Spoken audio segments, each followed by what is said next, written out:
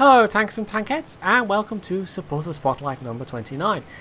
We're going to have a pair of Soviet troll cannon games for you today, and naturally that means we're starting things off with the KV-2, which is the trolliest of the troll cannons, or at least it's the one that's been around, I think, the longest. Although back in the day, of course, this setup used to be at tier 5 on the KV, as it was called then, and doubtless it was even more OP than it could be considered today. Not that it's really that OP, I mean, it's not hard to kill a KV-2. The armour is pretty much the same as the KV-1. In fact, the turret armour is sufficiently weak that the KV-2 can pen another KV-2 turret with HE. So he's just taken one big hit from the IS, and he's actually done about 300 damage back, so it was a trade, but it's not really the kind of trade you can afford to make in a KV-2, because he could take, what, one more of those hits, and then he'd just be gone. This is Sebedy, by the way, I should have said that. You can tell, this is what I've been struggling with the last couple of days. You know, when I say I'm struggling to do videos, it's stuff like this, only it's worse, and I just forget how to, you know, English even worse than usual. So it's not just me, like, I don't know, making stuff up, although I don't know why you'd think I was making stuff up, but yeah, my brain just completely fails me and I forget how to words. And when your job is making YouTube videos and involves talking a lot, that can be a bit of a problem. So he knows the the T-150 had fired, so it takes the opportunity to take that guy out, and that's actually one of his own ISs from base that sniped that Cromwell. Yeah, both of the top tier heavy tanks on his own team are currently sat in base. One of them is going to turn out to be not completely useless, but unfortunately the other one is. Now what I was saying here about KV-2s penning other KV-2s with HE, yeah, pretty sure that was an HE pen in the turret. You used to be able to do that to the old KV-1S back in the old day. If you went for the lower front plate and they weren't angling too much, you could basically one-shot them from full health. And so, if you happen to be playing KV-2 in the old team battles, where the tier 6 KV-1S with its monster 122 gun was quite common, as you might imagine, it was always a fun counter if you could manage to derp one from full health in a KV-2. So the ARL's gone forward a bit, but he's not in an artillery safe position at all, as it turns out. And he's actually, I think, taking hits from multiple artillery there. In fact, yeah, that has to be multiple artillery. There's no way one arty could be firing quite that fast, even if it was something like a bishop. Although, I don't know the Lefebvre, but they don't have a Lefebvre. They have a Hummel, an M44, and a Grilla. Anyway, so the IS is now alone. This is fine. We've got this side. We just have to kill the IS. The Royal We. Not even the Royal We, the something We. There's probably a name for that. Yes, they just have to kill the IS, and then they can turn back and defend the base, because they're going to have to. There was a bit of topsy-turviness going on in this match. On his team, it was ISs sitting back at the base, camping like tank destroyers, and on the enemy team, it was their tank destroyers that were pushing the 8-9 line like heavy tanks. Yeah, like I said, a bit topsy-turvy all round. One of those ISs has at least relocated though. The other is about to die very rapidly because he's in not a particularly good position, totally hasn't been paying attention to the minimap, clearly has no idea about situational awareness or just paying attention to things generally. He just decided to sit in a bush and was probably sat, scoped in, looking down the 6 line for the entire game up until the point where he got shot in the butt by a bunch of tank destroyers. That would not surprise me if that little theory was entirely true. So he might get somebody might get a shot here and into the middle, pulls up just in time to sight that Hellcat, or well, the IS was the one that spotted the Hellcat, but Sebedy had a nice shot there, and Hellcats, of course, very nice squashy targets for this gun. The AC-48, he's unlikely to get a penetrating HE hit, at least not from the front. On the side, however, it would certainly be possible, but that's definitely a frontal shot, and bam, there we go. Actually takes the track as well, so we kind of effectively pins him in place for the IS to deliver the killing blow. That just leaves the HTC on the cap, and there might be something else as well. the 122.44. He's not actually been spotted since he was last seen on the 8-9 line. And as it turns out, he's actually up in the northwest corner, where the 82 has somewhat unwisely pressed on ahead on his own. The Stuart Emile, as it turns out, is also in B1. And I have a feeling he's either been there the entire time, or else he was at his cap and then just relocated to B1, because it's not that far. Either way, the 82 is a bit stuffed. He's also going to have all 3 artillery firing at him, probably, so yeah, that's not going to go well for him. Meanwhile, the HTC has probably, quite wisely, decided to stop trying to cap, because there's not a lot of covering the cap circle, and Zebedee's team does still have a Hummel left alive. The HTC could, in theory, spot them for enemy arty, though, so they have to be a bit careful. And you can see the IS, who's already taken a bunch of hits. Having been at full health, I think, when he came up here initially, he's now looking a bit more cautious. In fact, he's now turning around to guard their backs. I don't know why he's doing it just at this moment when they know the HTC is still in front of them somewhere. And talking of the HTC, there he is. It's low enough health that, there we go, Zebedee can just derp him. And he doesn't even get spotted because he pulled back so that the bushes provided sufficient cover. So they now know they're not going to get attacked from behind, which is good news. But they still have the 122.44 and the Stuart Emile to deal with. And the 122.44 at some point accrued a team kill as well. So this is, you know, they're in this situation with the benefit of the 122.44 having killed one of his own teammates accidentally. So the IS gets in a shot, tracks the 122.44, and then the gun, which had been behaving so beautifully up till this point, decides, no, we're just going to throw a big spanner in the works, and Zebedee misses the 122.44 entirely, but the IS gets the kill. And that's fortunate, because the 122.44's rate of fire, his DPM, is dangerous. That is by far the most dangerous thing about that machine. It's possible he had an ammo rack or something, of course. So the Stuart Emile takes out the Hummel for his 3rd kill, and now they've got artillery exclusively focusing on them to contend with as well. And this is tricky. It depends what gun the Stuart Emile has, but I think, I mean, if he's got, I think he's got a choice of 2 guns, and one of them's a 128mm, but it's not quite the 128s that you get at tier 8, if memory serves. But it can still do a fair amount of damage.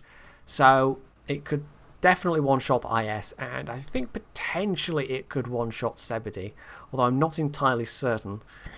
But yeah, Zebedee in return has a decent chance of one-shotting the Stuart Emile, of course, but it all depends on what armour he gets, because the I don't know what you call it, the superstructure armour, it's actually not as thin as it is on a lot of the other Waffenträger line. It's the only one where you're not really able to derp it from the front by firing into the superstructure area. You might be able to into the hull, I'm not sure. But yeah, I mean, from the sides and rear, of course, the HE is going to completely wreck him. But from the front, there's no guarantee that he will get a penetration. And he would really need a penetrating HE hit to finish this guy off. So he's playing it very cautious. We know where the Stuart Emile was. And, well, he's got the advantage that he can just sit there and wait for them to peak. They can't really afford to go on the offensive. They could try going up the 2 line, and maybe that's what they should have done, because Stuart Emile actually relocates. And this is bad. This is very, very bad. Now, he's got good enough gun depression that he can easily get the IS without having to go too far. The IS does actually hit him there. The Gorilla takes a shot, fires, Hummel tracks him, and Zebedee's already used his repair kit, so this isn't good. So, yeah, he's down to 11 health. It all comes down to this. Can he pen this guy? No. No. 13 hit points. Well, the Gorilla isn't going to be able to immediately kill him. There are other artillery, but he's never going to beat a Stuart Emile on the reload. And unless he has, like, wrecked this guy's gun or whatever... yeah, no, that's it. Game over. So, it was all down to that last moment, really, and I thought initially, you know, Stuart Emile came away from that with 5 kills. I thought, oh, he possibly did a fair bit of damage there, but no, that's not going to turn out to be the case. Zebedee himself did well enough to get an ace tanker and a high caliber, and that's on a defeat. So it's 1344 base XP. 5 kills, nearly 3,000 damage, by far the best on his team, easily. Did double the damage of that IS that was there. The other IS that camped at the base, 0 damage. Yeah, did nothing. And the Stuart Emil had those 5 kills with less than 1,000 damage, so it really was that he was just running around at the end there and hoovering up low health enemies. And in fact, a big chunk of that damage would have been from Sebedy alone, because Sebedy was on about 300 odd hit points at the end there. So, oh well, no, yeah, he got shot into Sebedy and then artillery splashed away the rest. Maybe it was the stock gun on the Stuart Emil. I don't know if the top gun has that good of a reload. Anyhow, on to another Soviet troll cannon, and well, there was a choice really. It could have been the Su-152 with the derp gun, of course, or it could have been this, or hell, it could even have been an S51 game. And you better believe I've also got some S51 games from Redman. Although I should maybe note as a little aside that I've clearly intrigued Redman enough with my warships videos and just talking about World of Warships that he's now actually trying it for himself. So this is why I've started playing warships on the NA server. It's basically so I can play along with Redman as he's grinding up and learning the game for the first time. So this is an older one, and although more like newer replays from him might come from warships, he's still sent me a fair few World of Tanks ones, so he might not be playing tanks so much these days, but I've still got a fair few tanks replays, a fair few good tanks replays to show from him. So it's nice when people send you a lot, because then you've got a nice little stockpile to choose from. You get to have a quite a nice choice. So not quite top tier, good matchmaking though. There's only a couple of tier 9s on each side, and this gun is more than good enough to handle basically everything on any team it might meet. You know, if he decides to go crazy and start killing his own teammates, the gun can do that as well. I don't know why I had that thought. Again, my brain is not firing on all cylinders. It just hasn't the last couple of days, but yeah. So, nothing to fire at yet. He thought maybe he could get something on the hill, but no dice. That's looking alright for now. There's maybe something down this line he could get, but it would involve exposing himself a bit. I mean, there is still one enemy artillery, and it's one of the tier 9s, so that could easily end him. There's also potentially a scout that might come up round behind him. There's a comet there at the moment in A1, but he isn't going to last forever. And you can tell this is an older replay, by the way, because that's an Alfsklarungspanther. Or an Alfsklarungspanzer Panther. Or was it just... No, yeah, I think it was that. I can't even remember now. Anyhow, this Pershing just kind of wanders into the middle, and that is a lovely opportunity for Redman to get a shot. However, backing away there, he was maybe a little hesitant in the way that he did it and took a hit himself. And it was a bit lucky the Pershing didn't hit him in the axle there, because that could have forced him to use his repair kit. And you want to save it for the moments when you absolutely need it. And if you have to waste it on a tracking shot like that, then yeah. Anyway, the awful Panther killed the comet, or somebody killed the comet. He's now behind them, which is not so good. And of course this thing, not having a turret, leaves him a little bit vulnerable. And yes, he's just noticed that awful Panther's behind him, and the awful Panther is in fact shooting him. But then the magical Russian troll armor comes into play, and he only actually takes 1 hit. So the awful Panther decides, no, I'm not going to sit in front of that gun, goes for the artillery, and promptly gets blatted in the face. So there you go. Of course, he didn't know the RT was there, but RT very much knew he was there, and that is one of the spots that artillery will hole itself up in. Meanwhile, they've pretty much lost the hill, and they made a strong push. His allies made a strong push along the 8 line, but it's one of these times when everybody kind of pushes together down one area, and then they immediately kind of split up and fragment, and the enemy team has absolutely been able to use that against them. So it looked like they were doing alright on the hill, it looked like they were making a strong push on the 8 line, and then it's all just kind of fragmented rather badly, and that's going to make life awkward. So that E-75, full health, well, not anymore, but they've taken up defensive positions, trying to deal with that single IS-3 that's left on the K-line, but that gave Redman a nice chance there to, like, he didn't even have to aim for a low front plate or a turret weak spot or whatever, he just had to aim the gun and pa-pow. And the VK is going to do exactly the same thing. There we go. Now the Stuart Mill's actually being, again, a Stuart Mill, being quite clever here. He is waiting for people to take shots before he comes out and tries to take a shot himself. But the KV-3 is in a position to side scrape, and his tracks are just eating a lot of that damage. So that's the VK out of the way. He could maybe have lingered a bit longer and turned and tried to get the IS-3 instead, but that would have been the riskier proposition, so he took the shot he had, and that's one less tank. And it's not like the VK's gun isn't potentially dangerous, it's actually got a reasonably nice rate of fire. And he reloads just in time to get the IS-3, so yes, the IS-3 knew it was there. I'm not quite sure why he just kind of pulled up and sat in the open like that. It was not the best move.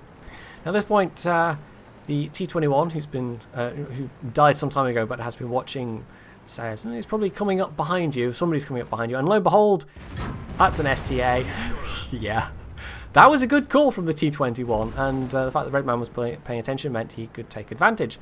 Unfortunately, though, having moved means that the Stuart Emil was not afraid to go forwards and take the kill shot against the KB-3, but again, reloads just in time.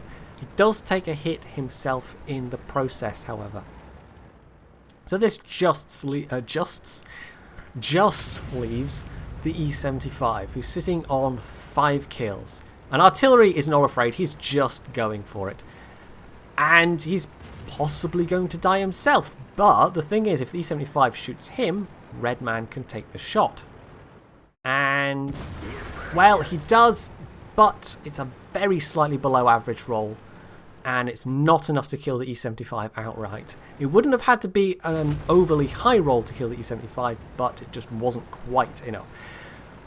The E75, though, takes the bait, kills the artillery, and there we go.